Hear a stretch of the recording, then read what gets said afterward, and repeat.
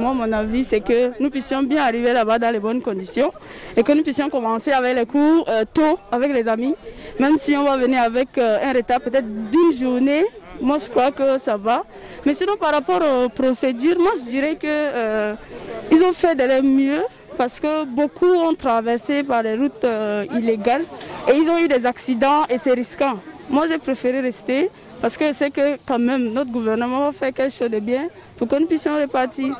Et vraiment, c'est à encourager ce qu'ils ont fait parce que beaucoup sont revenus. On n'a fait qu'un mois ou un mois et demi et voici que nous sommes en train de vouloir repartir dans les bonnes conditions et d'une manière légale et logique, c'est bien.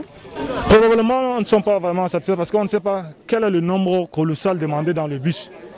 C'est ça le problème, on ne sait jamais s'il y aura un infecté qui pourra encore nous infecter encore dans le bus. Que nous voulions d'abord savoir le nombre colossal demandé pour que nous puissions être à distance. Est-ce que les mesures barrières seraient respectées dans le bus? C'est ce que nous voulions. Moi, je dirais que c'est un risque que nous sommes en train de vouloir prendre. Parce que le fait même de rester ensemble en tas comme ça, c'est un risque. Mais le nécessaire, c'est que nous puissions prendre des dispositions afin de bien nous masquer, afin de bien nous protéger. Tout le temps, quand nous allons avoir des temps de pause, il faut se désinfecter, il faut se protéger, surtout protéger avec le masque. Moi, je crois que c'est risquant, mais c'est mieux quand même d'y aller. Bon, selon la procédure, j'ai été informé aujourd'hui par les amis que nous serons aujourd'hui ici présents au sein de Don Bosco pour l'enregistrement, pour repartir au Cameroun pour terminer l'année académique.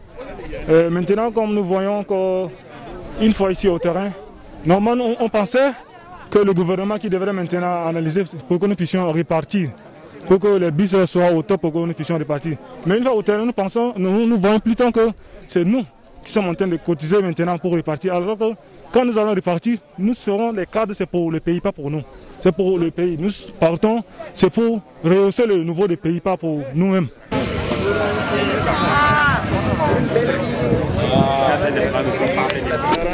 On nous a fait payer 15 000 francs pour le retour. Ça, on va nous laisser seulement à la frontière. Ce serait à Touboro. Maintenant, quand tu es à Maroua ou bien à Ngaoundéré, à Douala, à Yaoundé, tu vois maintenant, ça t'engage.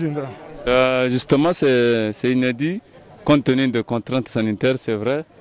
Nous nous sommes retrouvés ce matin parce que nous avons demandé aux étudiants de s'enregistrer du fait du contrainte sanitaire. Et donc, nous avons demandé aux étudiants, à nos compatriotes étudiants de se retrouver ce matin dans le but de les enregistrer en prélude d'un départ éventuel pour Cameroun. Justement, il y a des communiqués radio diffusés. Et donc, c'est à travers cet outil de communication, certains étaient au courant. Mais naturellement, nous appelons à tous les étudiants de venir. Il y a eu une permanence pour 3 jours, 72 heures. Selon 72 heures, c'est la date aussi qu'on nous a accordée. Et donc, nous demandons à tous les étudiants qui traînent les pas de venir s'enregistrer parce que nous allons déjà embarquer, si le gouvernement décide que nous pouvons embarquer déjà nos compatriotes vers la frontière, dès l'instant que les contraintes diplomatiques arrivent à être résolues. Non, nous disons Dieu merci et Dieu infiniment merci au président de la République qui a entendu nos cris et qui a instruit les ministères régaliens de pouvoir prendre des dispositions nécessaires pour permettre aux étudiants de repartir.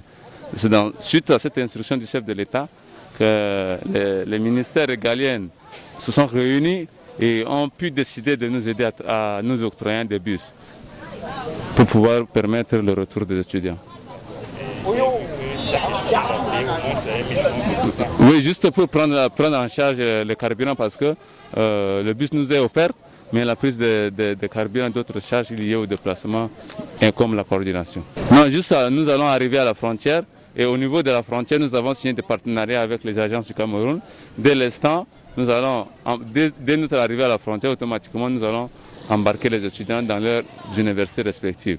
Et nous avons déjà dépêché ce matin nos équipes au niveau de la coordination nationale pour aller s'installer déjà à la frontière pour pouvoir préparer à accueillir nos étudiants qui vont arriver. Tu viens avec